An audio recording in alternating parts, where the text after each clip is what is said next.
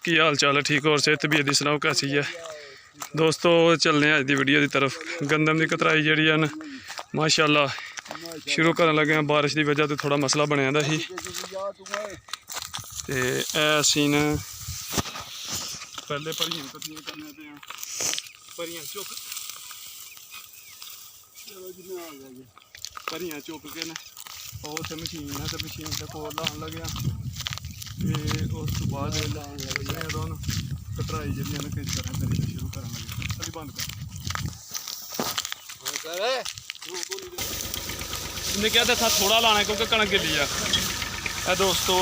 कणक की कतराई शुरू कर लगे माशाअल्लाह बिस्मिल्लाह रहमान रहीम। कणक जी मशीन चला दी है थ्रैशर। कणक जरा गिली ही तो एक खोली अगे ने भरियां खोलियां खोल के बनिया ने हूँ इनू जरा ने शुरू कर दिता तो अल्लाह पाक बरकत दे करम फरमाए। चलो जी पढ़ो बिस्मिल्लाह।